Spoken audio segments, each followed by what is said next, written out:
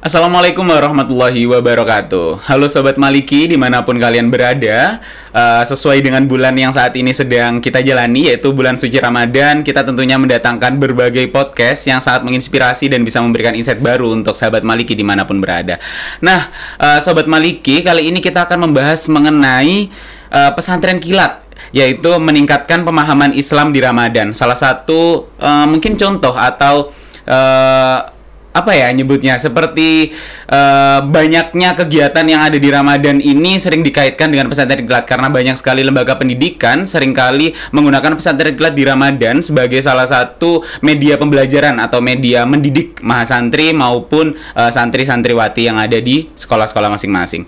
Nah, tentunya pada pembahasan kali ini kita kedatangan salah satu pemateri yang sangat luar biasa. Beliau adalah pengasuh Mahat Al-Jamiah UIN Maulana Malik Ibrahim Malang, yakni Ustadz Muhammad Faruk MPDI. Assalamualaikum Ustadz. Waalaikumsalam warahmatullahi wabarakatuh. Bagaimana kabarnya Ustadz? Alhamdulillah masih puasa. Alhamdulillah masih puasa. Tentunya masih sehat juga. Alhamdulillah, ya, alhamdulillah puasa makin sehat. Alhamdulillah harus seperti itu. Nah Ustadz, tadi kan kita sudah menyampaikan ya bahwa kita akan membahas mengenai pesantren kilat. Menurut Ustadz sendiri, apa pendapat Ustadz mengenai pesantren kilat Ustadz?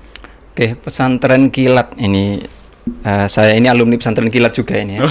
Jadi mulai dari SD kalau saya MI dulu sampai bahkan di perguruan tinggi, bahkan sampai sudah selesai S1 pun saya masih mengikuti kegiatan pesantren kilat ini. Nah, pesantren kilat ini menjadi momentum yang penting juga untuk kita sebagai muslim di Indonesia khususnya. Ini sebagai momentum untuk meningkatkan pemahaman kita terkait dengan khususnya keilmuan agama. Karena memang Ramadan kita diberikan kabar bahwasanya Ramadan itu setiap waktunya adalah ibadah. Bahkan ada makalah yang menyebutkan tidurnya saja ibadah. Nah, apalagi bangun dan produktivitasnya. Sehingga ini kita manfaatkan dengan kegiatan khas pesantren. Ya, kegiatan khas pesantren itu kan meliputi ya ngaji, jamaah, kemudian apa itu baca wirid. Nah, semua itu kan kegiatan khas pesantren. Nah, itu penting untuk kita lakukan terus menerus, bukan hanya ketika sekolah saja, tapi bahkan sampai hari ini. Jadi menurut saya pesantren Ramadan bagi diri saya sendiri penting, dan juga bagi teman-teman pemirsa semuanya ya, ini menjadi momentum yang penting untuk meningkatkan ilmu agama dan tradisi keagamaan. Baik, nah Ustadz, sebenarnya kan kalau kita lihat ya, memang pesantren kilat ini sangat positif ya Ustadz, terutama di bulan positif. Ramadan ini. Meskipun cuma sebentar, ya, namanya juga kilat ya. Durasinya kilat. Tapi jadi ini penting. Ya. Nah Ustadz, mungkin bisa disampaikan dan dijelaskan bagaimana sih sebenarnya konsep dari pesantren kilat itu sendiri? Jadi pesantren kilat ini kan berarti dua kata ya, dari kata pesantren dan kilat. Nah, pesantren ini berarti merujuk pada satu tempat yang digunakan oleh para santri, orang-orang yang mencari ilmu, khususnya ilmu agama. Mereka belajar di dalam tempat ini. Kemudian tempat ini di Indonesia secara khusus diberikan nama pesantren atau lengkapnya pondok pesantren. Benar. Nah, kemudian kata yang kedua berarti kilat. Nah, kilat ini merujuk pada waktunya. Nah, jadi karena namanya kilat, jadi ya kegiatannya super cepat dan super intensif tentunya. Jadi ada sekolah itu yang pesantren kilatnya hanya 2 hari. Misalnya biasanya di SD itu 2 hari karena tentu masih kecil, tidak lama-lama. Kalau dulu zaman saya SD itu sudah nginep di sekolah. Kata kalau Mas Jaga dulu di SD-nya pernah nggak nginep, atau di MI ya, dulu MI apa SD? SDIT. SDIT. Nah, itu ada pesantren kilatnya juga kan? Ada nginep nggak di sana? Iya, ada. Nginep di sekolah. 3 hari. Nginep di sekolah. Iya, nah, itu berarti pesantren beneran itu. Nah, pesantren kilat. Ada juga yang sekarang konsepnya mungkin agak lebih untuk mengakomodir ada teman-teman santri kecil yang mungkin tidak bisa nginep ya. Tapi mereka kan masih tetap bisa diberi akses untuk belajar agama. Sehingga konsepnya tidak nginep, tapi dilakukan berapa hari, 2 atau 3 hari. Nanti yang kelas berikutnya beberapa hari lagi. Intinya adalah kilat, jadi tidak terlalu lama. Karena memang idealnya belajar agama sebenarnya kan tulus zaman. Kalau dalam ta'lim itu kan harus waktu yang lama. Tapi untuk sebagai pembelajaran, juga sebagai pemicu orang biar semangat untuk belajar agama, dikasih yang sedikit-sedikit dulu. Kita memberikan istilah itu sebagai pesantren kilat. Nah, nanti ketika sudah semakin dewasa usianya, barangkali semakin tertarik untuk mempelajari, memperdalam agama, dia mau tinggal di pesantren untuk yang bukan kilat tentunya. Benar, jadi pesantren kilat ini sebagai landasan pacu saja, biar nanti dia bisa senang dengan kegiatan keagamaan, tradisi, dan belajar ilmu agama secara lebih luas. Baik Ustadz, berarti kan memang maksud dari pesantren kilat ini adalah pesantren dengan waktu kilat, waktu cepat seperti itu, yang diadakan oleh lembaga-lembaga pendidikan biasanya. Hampir sampai perguruan tinggi mungkin ada, tapi tentu konsepnya berbeda dengan ketika SMA ya. Kalau di perguruan tinggi kan ada ngaji. Mungkin ya, di ngaji, kemudian beberapa kegiatan lainnya, sholat jamaah, khususnya kalau di UIN Malang ya. Nah, jadi jamaah 5 waktu tetap ada, kemudian ada ngajinya juga. Nah, itu kan juga bagian dari pesantren yang itu diadakan khususnya ngajinya kan ketika bulan Ramadan. Nah, bulan Ramadan ini juga disebut dengan ya kilat juga karena hanya beberapa hari. Iya, benar-benar. Nah, Ustadz, kenapa kalau kita tinjau ya Ustadz, pesantren kilat ini seringkali dilaksanakannya di bulan Ramadan? Kenapa itu Ustadz, kalau boleh tahu? Nah, bulan Ramadan ini menjadi momentum tentunya ya, karena satu seperti yang saya sebutkan tadi di awal, Ramadan ini setiap waktunya adalah bernilai ibadah dan kebaikan. Ada pahala yang menumpuk setiap kebaikan yang dilakukan, apapun bentuknya, itu bernilai pahala yang besar, sehingga ini dimanfaatkan oleh kita sebagai Muslim Indonesia untuk berkegiatan apapun, yang penting itu positif. Kemudian momentum Ramadan itu kalau dulu seingat saya zamannya Gus Dur ya, zaman Presiden Gus Dur itu pernah libur sekolah itu, libur 1 bulan total ya. Nah itu kemudian agar dimanfaatkan oleh siswa dan masyarakat tentunya, agar bisa memperdalam agama, tentunya. Kemudian tidak hanya itu, kalau secara historis sendiri Ramadan itu juga dipilih oleh Allah ya, untuk menurunkan ayat Al-Quran yang pertama, ya kan? Ya kalau kita tahu di surat Al-Alaq itu ada Iqra. Nah itu kan juga turunnya di bulan Ramadan kepada Rasulullah SAW. Bahkan bukan hanya itu. Jadi ini yang mendasari kenapa Ramadan itu menjadi madrasah, menjadi pesantren kilat di Indonesia khususnya. Tentu para ulama dulu menginisiasi kegiatan pesantren kilat ini atau pesantren Ramadan dalam istilah yang lain, itu memilih Ramadan karena ya ada dasarnya. Rasulullah sendiri setiap Ramadan setelah beliau diutus menjadi Nabi dan Rasul, setiap Ramadan malaikat Jibril itu datang kepada Rasulullah untuk mudarosah, untuk tadarus Al-Quran, untuk saling menyimak Al-Quran sebagai landasan utama ajaran Islam tentunya. Nah itu kan bagian dari kenapa kok malaikat Jibril atau Allah mengutus malaikat Jibril di bulan Ramadan. Ya pasti ada rahasianya, dan kita sebagai Muslim Indonesia terinspirasi dari itu, memanfaatkan Ramadan untuk memperdalam agama. Ada contohnya dari pusatnya sana ya. Sehingga momentum Ramadan dimanfaatkan untuk kilatan ya. Ada banyak istilah ya istilahnya. Ada pesantren Ramadan, ada pesantren kilat. Ya. Ada lagi kalau di pesantren agak Jawa itu pasanan atau kilatan. Ya, pasanan dari kata poso ya. Jadi kemudian disebut pasanan ya. Ngaji khataman kitab yang khusus di bulan puasa saja. Kalau di desa saya dulu waktu masa kecil itu kalau Ramadan gitu salah satu ciri khasnya adalah ada khataman kitabnya setiap sore. Nah, jadi masjid sebelum persiapan berbuka itu kira-kira jam 4:30 itu Pak Mudinnya itu sudah mulai ngaji, ada kitab kecil itu karena di masyarakat ya. Jadi itu juga bagian dari pesantren kilat tentu di level masyarakat. Kalau di pesantren-pesantren yang memang pesantren itu ada banyak menunya itu. Mau kitab apa ke kiai ini, ke guru ini. Mau yang kecil-kecil, yang tipis-tipis biasanya santri-santri baru yang mungkin tidak pernah mondok, kemudian dia pengen nyoba mondok, biasanya ngajinya kitab-kitab yang tipis-tipis itu. Ada juga disediakan menu begitu itu. Ngajinya bisa milih mau habis subuh, mau habis salat duha, habis duhur, habis salat waktu 5 waktu bisa milih ya.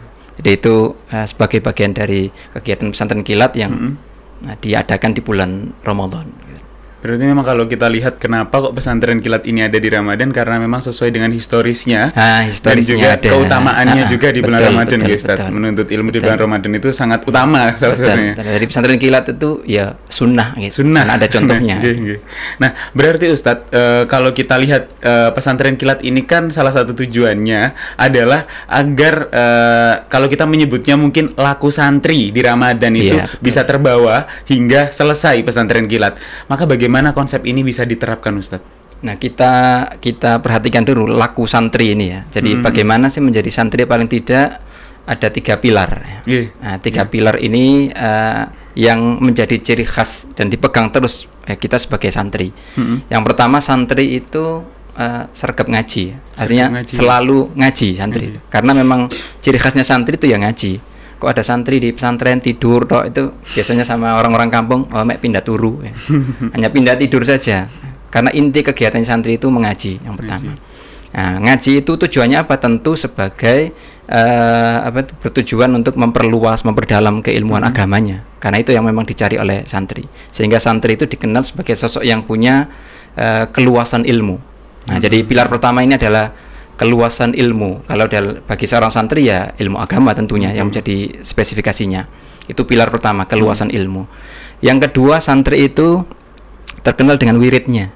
Nah, santri itu ya punya wiritan. Kalau habis sholat ya mesti nggak langsung bling ya. Kan biasanya ada teman-teman mahasiswa biasanya habis salam kemudian langsung hilang ya. Imamnya belum noleh itu sudah jamaahnya sudah nggak ada misalnya.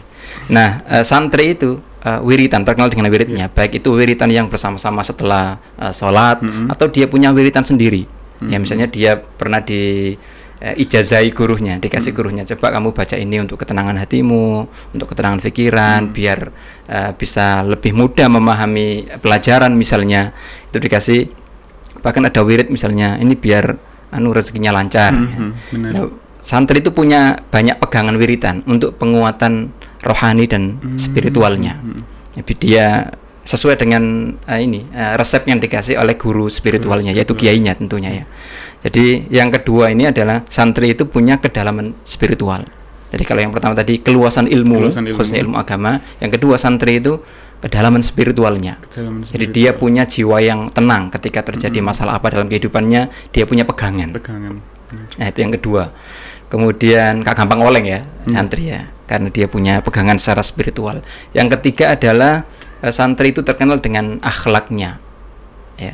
Santri itu pasti terkenal dengan tata keramanya, entah itu kepada gurunya, kepada orang yang lebih tua, kepada orang tua, kepada teman-teman sebayanya. Mereka hidup di pesantren, bisa hidup bersama, itu kan satu pembelajaran tersendiri. Bagaimana dia bisa diterima oleh teman-temannya, kemudian dia menyesuaikan dengan lingkungan, bahkan sikap dia kepada lingkungan pesantren, bukan hanya manusianya tapi juga kebersihan, bagaimana dia bertanggung jawab kepada misalnya kamar mandinya belum diisi air, nah kemudian ada piket, itu kan juga bagian dari pembelajaran semuanya di pesantren. Nah, 3 pilar ini, yaitu yang pertama keluasan ilmu, yang 2 kedalaman spiritualnya, dan 3 keagungan akhlaknya. Ini adalah pilar yang dimiliki seorang santri. Nah, ini 3 pilar ini 3-tiganya ada di Win Malang. Win Malang kan terkenal dengan 4. Yang terakhir kematangan profesional. Nah, 3 ini ditanamkan di Win Malang sejak maba ya, sejak di Ma'had ya. Di Ma'had teman-teman diajak untuk ngaji, diobrolin kan sama musyrifin.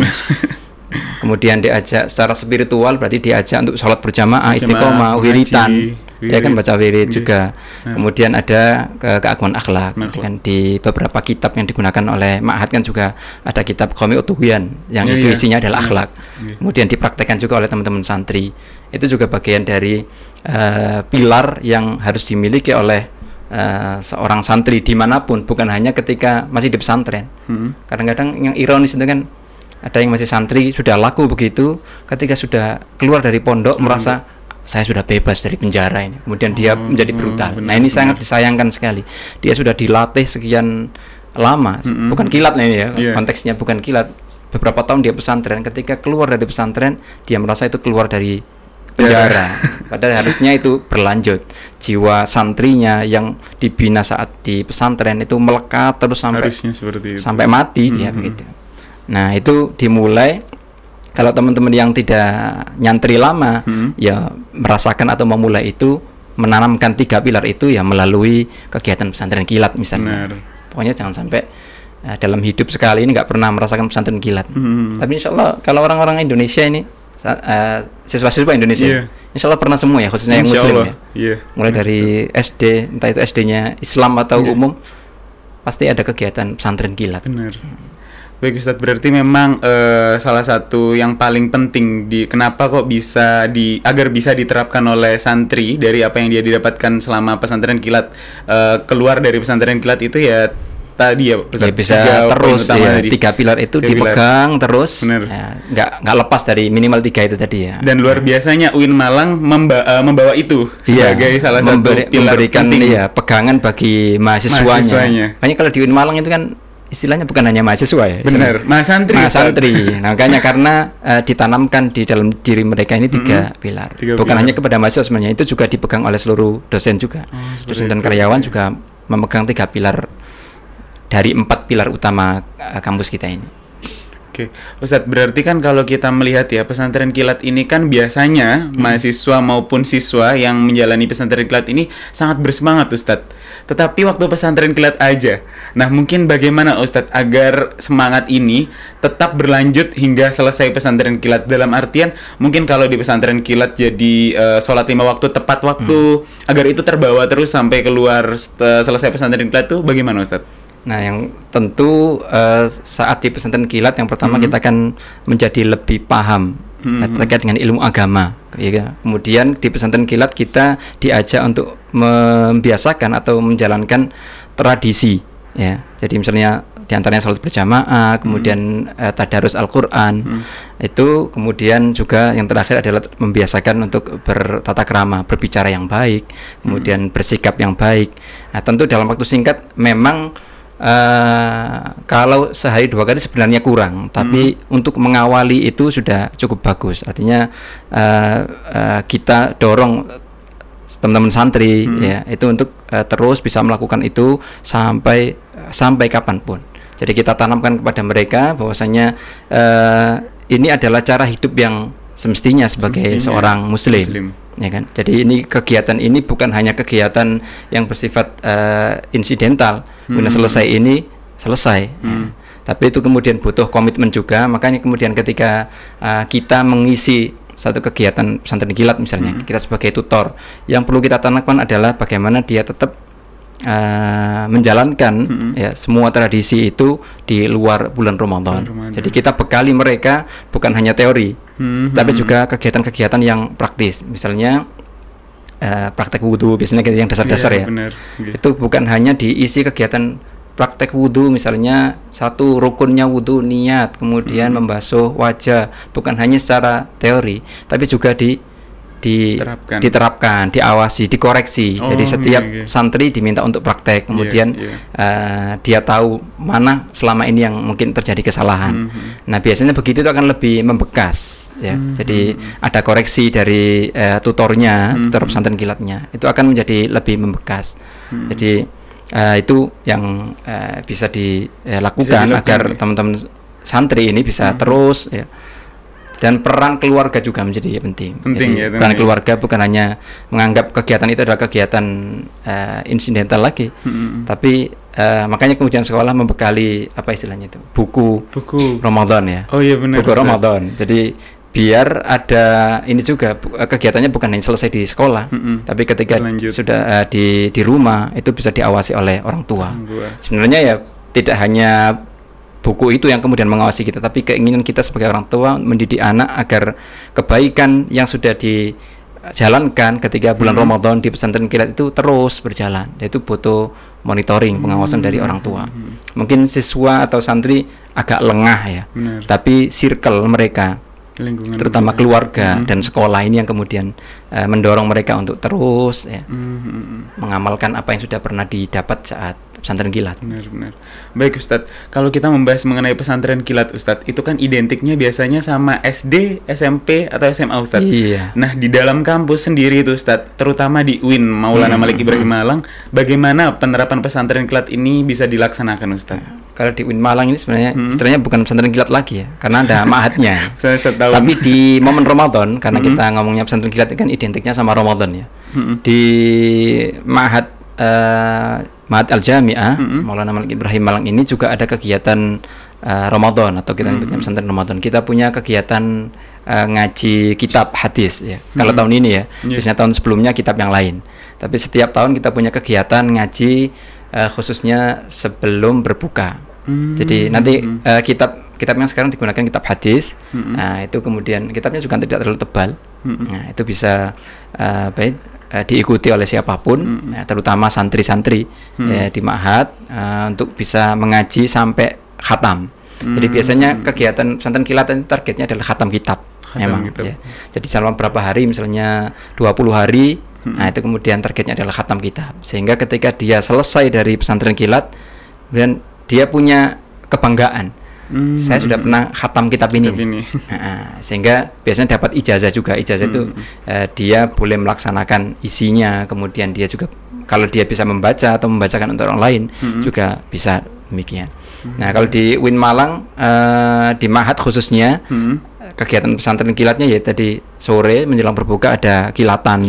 Ngaji hadis, kitab Lubabul Hadis. Kemudian tentu sholat berjamaah. Bukan hanya maghrib isya subuh, tapi 5 waktu full. Kalau di UIN Malang kan full ya. Nah, meskipun yang wajib bagi santri itu tiga sholat. Ya, maksudnya yang wajib itu yang dikontrol oleh musyrifahnya, oleh kakak pendampingnya itu 3 sholat, yaitu sholat maghrib, isya dan subuh. Tapi masjid kan tetap buka terus. Artinya tidak hanya diadakan beberapa waktu sholat saja. Itu juga bagian dari kegiatan pesantren kilat. Kemudian sama seperti laku pesantren yang lainnya, masih ada ngaji diniyah malam, itu taklim itu ya, masih berjalan, cuma waktunya bergeser menjadi setelah sholat taraweh. Kemudian kegiatan-kegiatan baca wirid juga masih berjalan. Dan semuanya itu adalah kegiatan pesantren yang khas di bulan Ramadan ya. Kajian kilatan kitab hadis tadi itu saja. Itu bisa diikuti siapapun. Artinya tidak hanya khusus untuk santri UIN Malang ya. Yang sudah lulus dari ma'had juga boleh ikut. Orang di luar kampus misalnya mau ngaji, saya pengen ngaji kitab hadis nih di UIN Malang, ya monggo bisa ikut juga. Datang di masjid kampus 1 juga ada, di Masjid Tarbiyah, Masjid kampus 2, Masjid Ali As-Sobuni juga ada, waktunya sama, dan di Masjid kampus 3 di ITC Islamic Tutorial Center di sana juga ada. Jadi setiap menjelang berbuka, nanti setelah itu ada menu takjil untuk buka bersamanya. Berarti memang diadakan kegiatan-kegiatan tambahan ya? Ya, memang diadakan sebagai ya tadi momentum Ramadan. Kita juga perlu biar beda dengan hari-hari yang lain. Karena memang kita tahu di UIN Maulana Malik Ibrahim Malang ini kan memang sudah ada ma'hadnya, sudah ada pesantrennya, bukan kilat. 1 tahun wajib untuk seluruh mahasiswa baru. Cuma ditambahi 1 kegiatan yang ini khas Ramadan. Berarti memang lebih diperdalam dan diperkuat lagi dengan penambahan-penambahan kegiatan dan agama. Nah, itu yang penting khatam. Salah satu poin paling pentingnya khatam. Kalau biasanya kalau kita tahu di salah satu ciri khas di Ramadan itu kan one day one juice, Ustadz. One day one juice. Benar. Di UIN Malang sendiri apakah ada kegiatan-kegiatan yang berhubungan dengan kalau kegiatan Al-Quran ada di setiap masjid itu tadi, juga ada kegiatan tadarus. Kemudian biasanya di setiap asrama, setiap mabna, di setiap gedung tempat tinggalnya santri itu juga diadakan oleh dibina oleh musyrifah. Jadi ada kegiatan tadarus yang juga dilakukan di ma'had secara intensif. Selain kegiatan taklim Al-Quran sendiri. Taklim Al-Quran sendiri itu berarti teorinya. Untuk tadarus Al-Qurannya itu dilakukan di masjid dan di mabna-mabna. Dulu saya kan kebetulan juga alumni Ma'had Sunan Ampel Al-Ali, Ustaz. Waktu santri, bukan santri kilat nih. Bukan, santri 1 tahun. Santri 1 tahun. Nah, kalau saya dulu ingat sih memang kita ada mengaji atau tadarus itu kalau di bulan Ramadan setelah tarawih hingga malam hari, Ustaz, tentunya.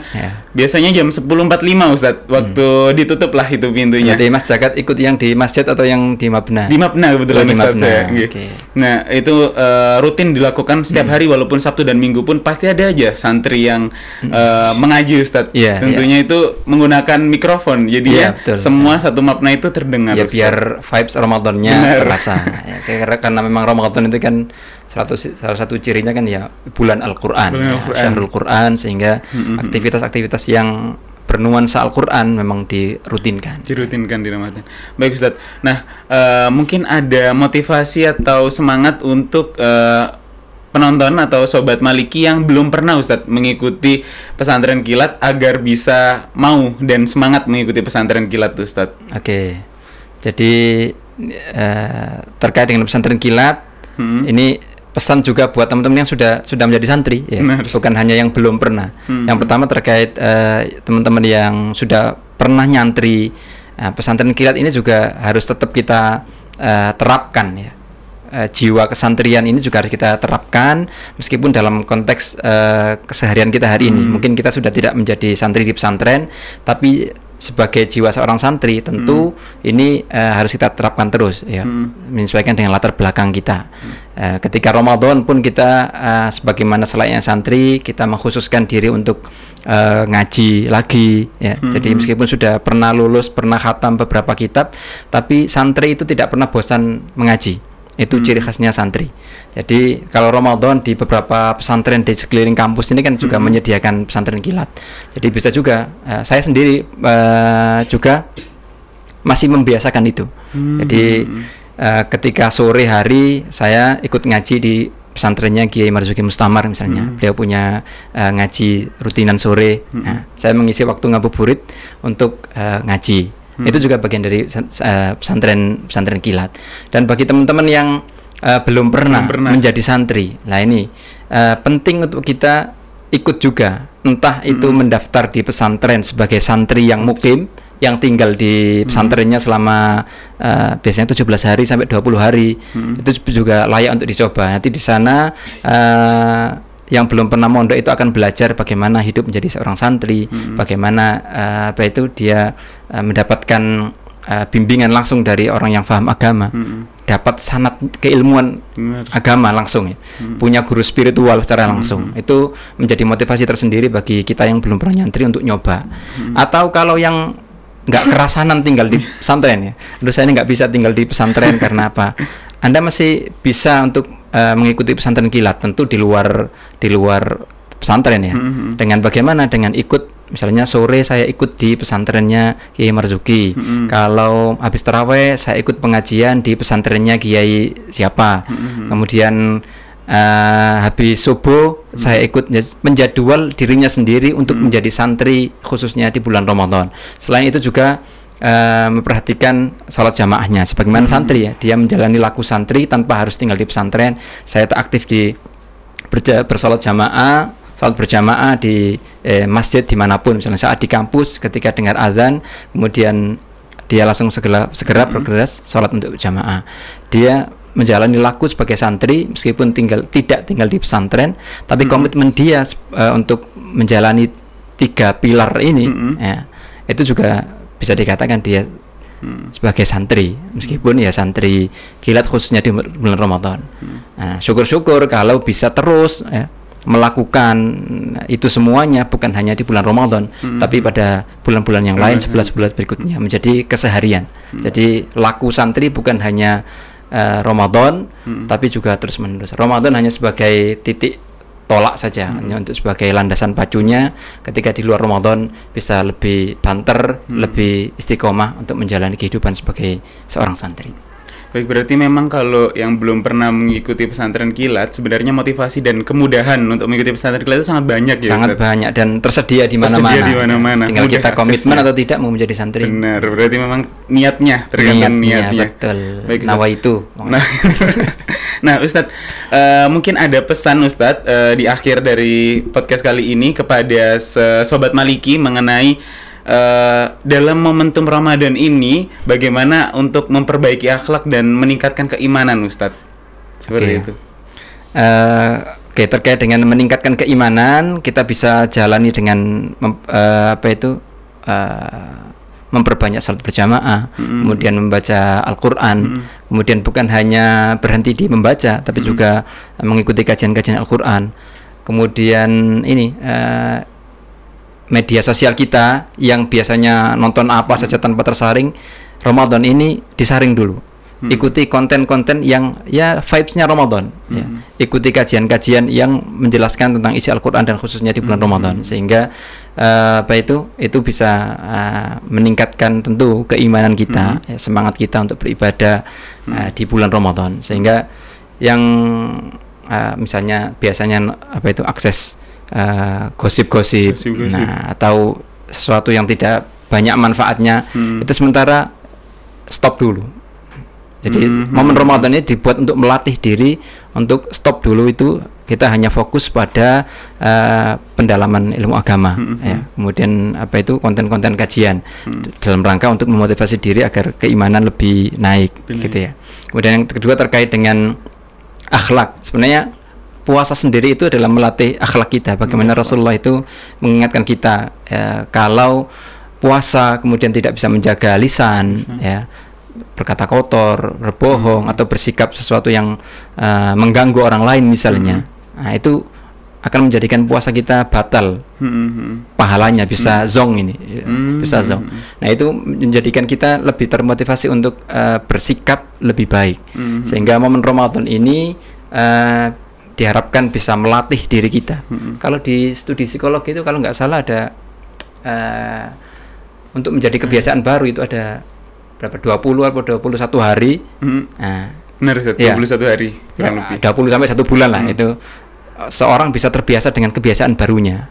Nah, Ramadan ini kan 30 hari ya. Kan tidak. Nah, kalau kita bisa setidaknya memaksa diri, ya, maksa awak kita ini untuk membiasakan diri meningkatkan keimanan dengan aktivitas kegiatan tadi itu dan menjaga akhlak, maka insya Allah di luar Ramadan kita akan terus bisa terbiasa itu.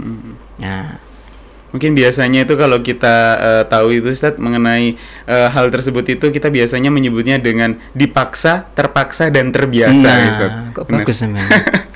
Itu biasanya yang dijadikan motivasi agar kita bisa terus untuk melakukan kebaikan, Ustadz. Nah, terima kasih banyak Ustadz atas segala penyampaiannya dan insight-nya kepada seluruh Sobat Maliki. Nah, baik Sobat Maliki, dimanapun Sobat Maliki berada, semoga podcast kali ini bisa memberikan keberkahan dan juga ilmu baru ataupun insight baru, terutama kepada seluruh Sobat Maliki yang belum pernah mengikuti pesantren kilat. Semoga bisa termotivasi dan tentunya berani mencoba untuk masuk ke dalam pesantren kilat, karena saat ini kita sedang memasuki bulan suci Ramadan yang tentunya banyak sekali keberkahan dan juga berlipat-lipat ganjarannya jika kita banyak melakukan kebaikan di dalamnya. Baik, itu saja Sobat Maliki untuk podcast kali ini. Sampai jumpa di podcast edisi Ramadan selanjutnya. Dengan saya Ranto Jagat sebagai host, izin pamit undur diri. Sebelum diakhiri, jangan lupa like, comment, share, and subscribe YouTube UIN Maulana Malik Ibrahim Malang. Wassalamualaikum warahmatullahi wabarakatuh. Waalaikumsalam.